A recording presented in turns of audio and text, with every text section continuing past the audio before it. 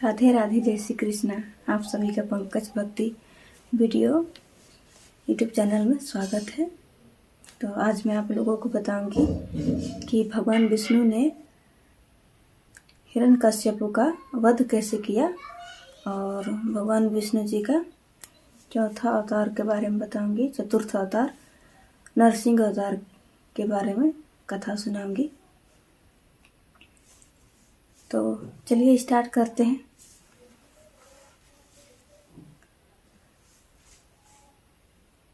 सबसे पहले मंगलाचरण।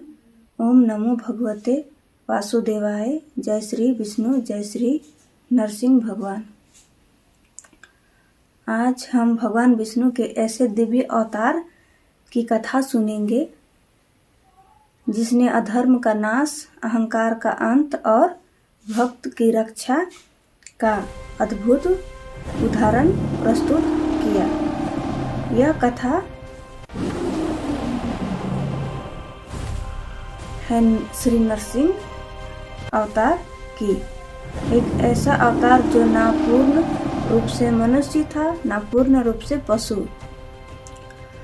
जो ना दिन में आया और ना ही रात में, जो ना अस्त्र से लड़ा ना ही शस्त्र से, पर जिसने अधर्म को जड़ से खत्म समाप्त कर दिया।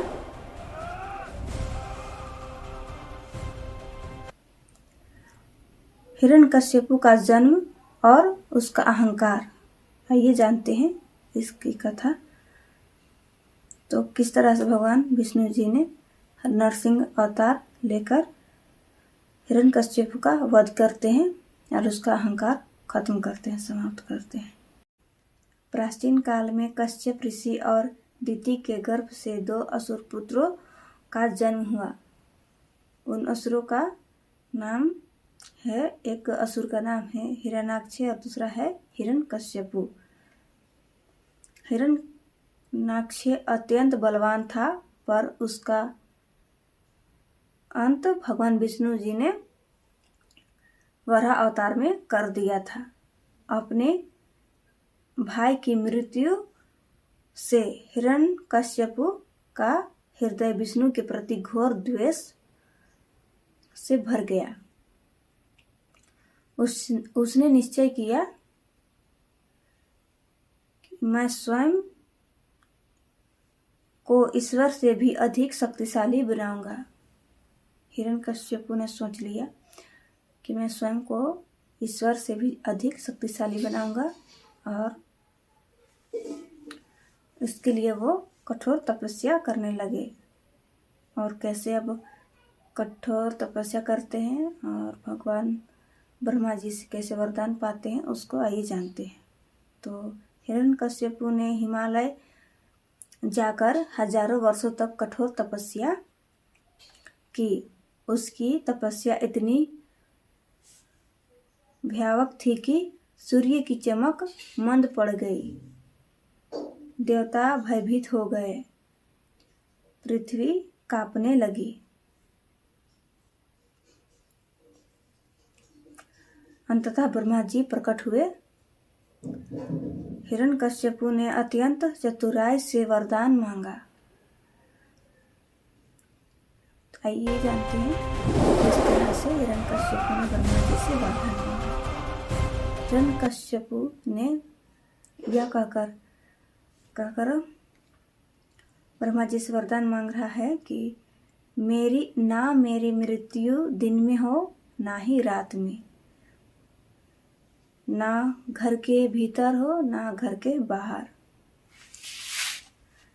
ना धरती पर ना आकाश में, ना मनुष्य द्वारा ना पशु द्वारा, ना अस्त्र द्वारा ना ही शस्त्र द्वारा।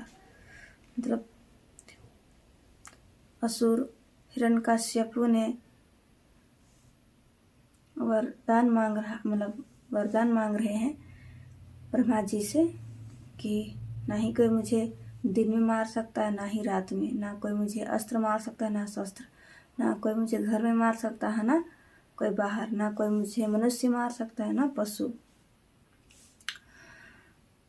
और ना ही अस्त्र मार सकता है, ना ही शस्त्र, ऐसा कह के वह भगवान ब्रह्मा जी से वरदान मांगते हैं।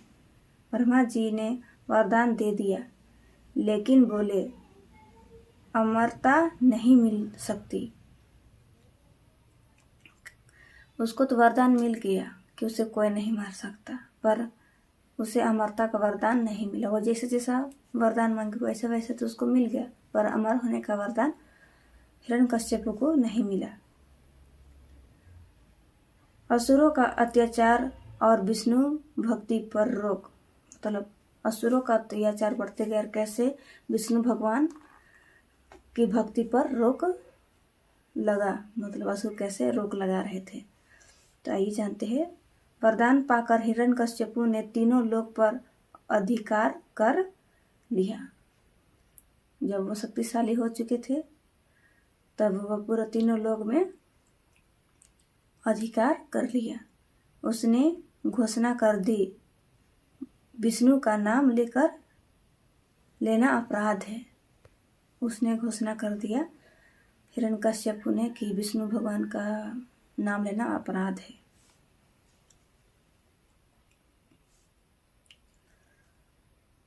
उसको बहुत ज़्यादा घमंड हो गया था। उसको लग रहा था कि मुझे अब कोई नहीं मार सकता।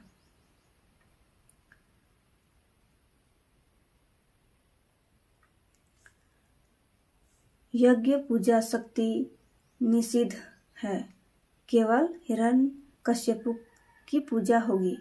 मतलब यज्ञ पूजा भक्ति ये सब निषिद्ध है, केवल हिरण्यकश्यपु की पूजा होगी। यानी राक्षस बोल रहा है, हिरण्यकश्यपु राक्षस बोल रहा है, असुर बोल रहा है कि केवल मेरा ही पूजा हो। ये सब निषिद्ध है, पूजा भक्ति यज्ञ ये सब निषिद्ध है। तब अब आइए जानते हैं कि उसके बाद क्या होता है। तो भक्त प्रहलाद का उसके बाद में फिर जन्म होता है। तो इसी हिरण्यकश्यपु के घर जन्म हुआ एक अद्भुत बालक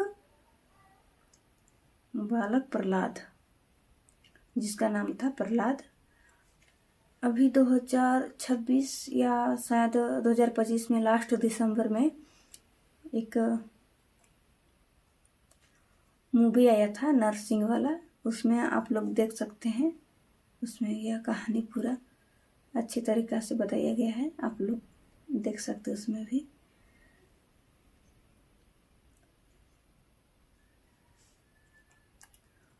प्रहलाद अपनी माता कयाधु के गर्भ में ही नारद ऋषि विष्णु भक्ति सुन चुका था। मतलब प्रहलाद जब अपने माता जी के गर्भ में थे उसी टाइम नारद ऋषि से विष्णु भक्ति सुन चुका था। जन्म लेते ही उसका मन नारायण में लग गया। वो भगवान विष्णु नारायण में ही उसका मन लग गया। बाल अवस्था में भी वह ओम नमो नारायण जपता रहा। मतलब जब वो बाल अवस्था में थे प्रहलाद, तब भी वो भगवान विष्णु जी की नाम लेते रहते थे, नाम जाप करते रहते थे कि ओम नमो नारायण। हर वस्तु में विष्णु को देखते थे। प्रहलाद भगवान विष्णु जी के भक्त ही थे। तो वो हर समय हर जगह भगवान विष्णु को ही देखते थे। किसी से द्वेष नहीं करते थे और किसी से द्वेष नहीं करते थे। वो हर एनी टाइम भगवान विष्णु जी का नाम जाप करते रहते थे। गुरुकुल में भी विष्णु भक्ति, मतलब गुरुकुल में भी वो विष्णु भक्ति करने लगा। हिरण्यकश्यपु ने प्रहलाद को गुरुकुल भेज दिया। हिरण्यकश्यपु ने प्रहलाद को गुरुकुल भेज दिया। गुरु संड और अमरक उसे असुर विद्या सिखाते थे। मतलब गुरुकुल में उसे असुर विद्या सिखाते थे प्रहलाद को। प्रहलाद अन्य बच्चों से कहता था, ईश्वर केवल भगवान विष्णु हैं। धन, शक्ति, पद सब नश्वर है। ये सब नश्वर है। धन, शक्ति, पद ये सब नश्वर है। केवल एक ही है, वो है ईश्वर विष्णु, मतलब भगवान विष्णु ही केवल है। यह बात हिरण्यकश्यप तक पहुंच चुकी। पिता और पुत्र में अब कैसे हिरण्यकश्यप और प्रहलाद में संवाद होता है, ये जानते हैं। तो हिरण्यकश्यप ने प्रहलाद से पूछा, तू सबसे श्रेष्ठ ज्ञान क्या मानता है? मतलब हिरण्यकश्यप ने पूछा अपने पुत्र से, प्रहलाद से, कि तू सबसे श्रेष्ठ ज्ञान क्या मानता है? तो प्रहलाद अपने पिताजी से वो बोले कि भगवान विष्णु की भक्ति ही सर्वोत्तम है। भगवान विष्णु की भक्ति को ही सबसे श्रेष्ठ मानते थे।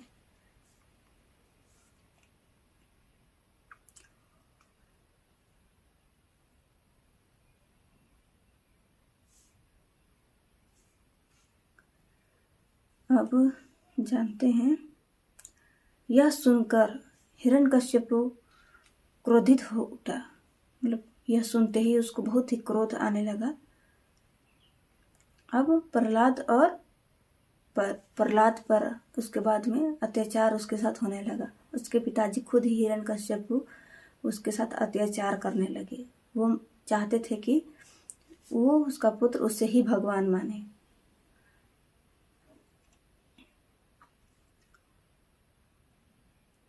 हिरण्यकश्यप ने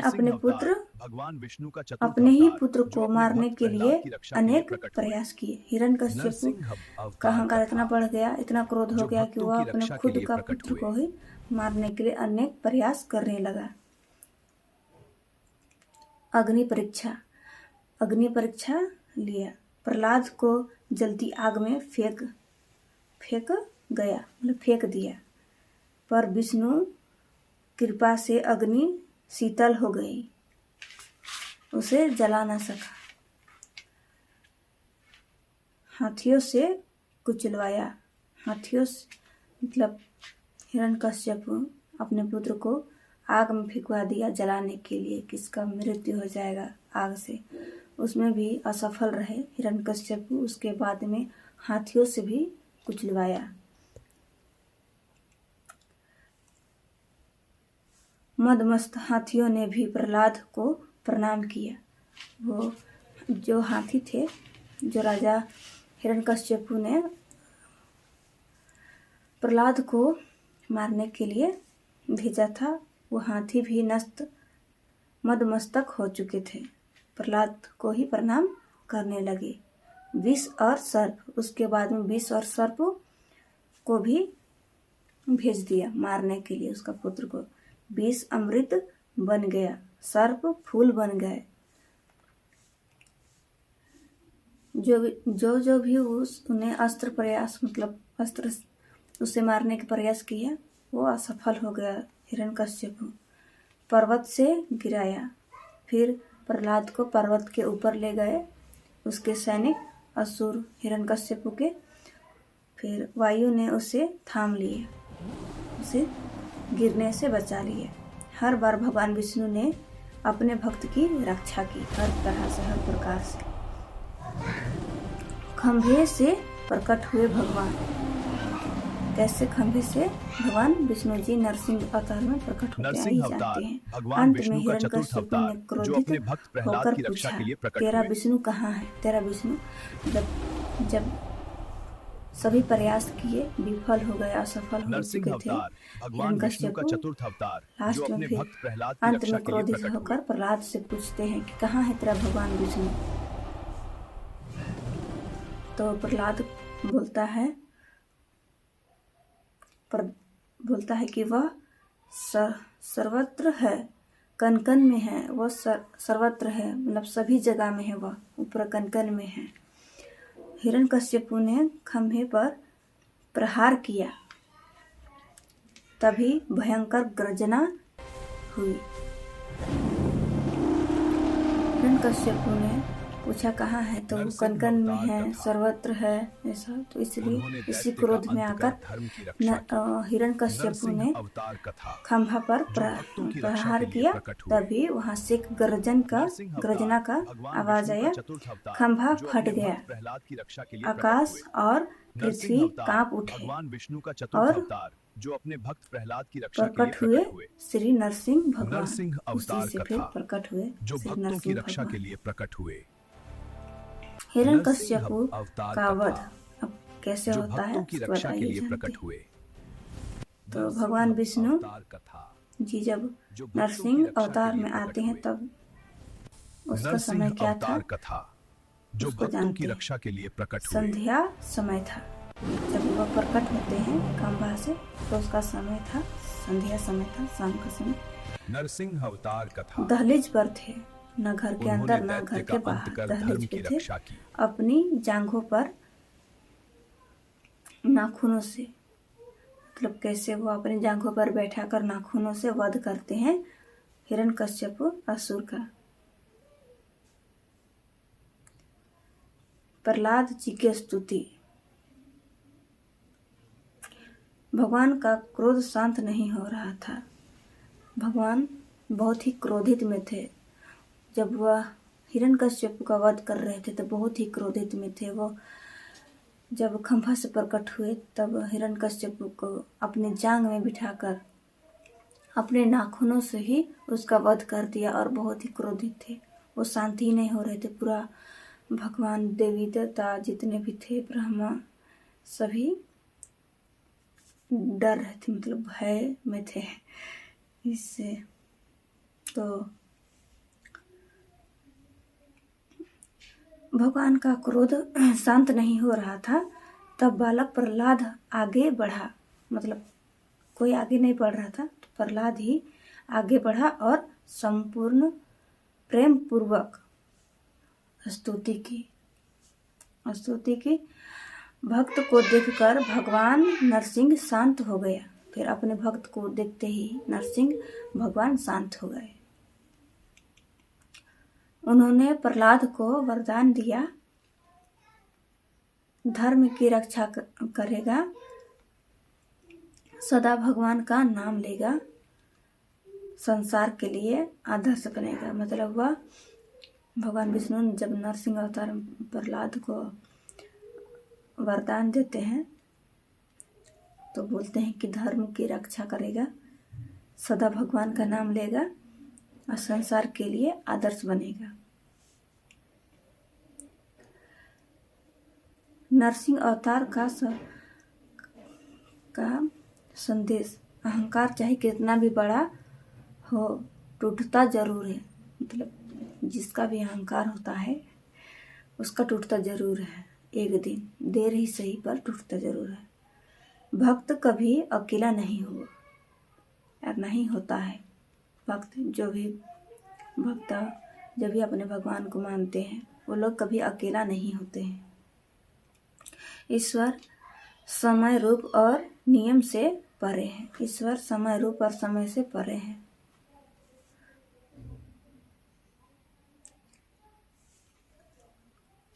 तो यहीं पे अब कहानी समाप्त होती है।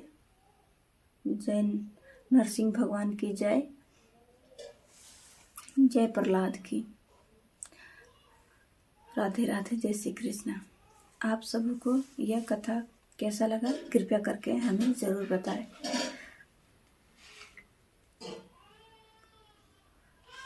तो चलिए कहानी को यहीं पे अब समाप्त करते हैं। स्टार्ट तो पहले ही कर चुके हैं। तो कमेंट करके ज़रूर बताइए कि यह कथा आपको कैसा लगा। राधे राधे, जय श्री कृष्णा। चलिए मिलते हैं फिर नेक्स्ट वीडियो में।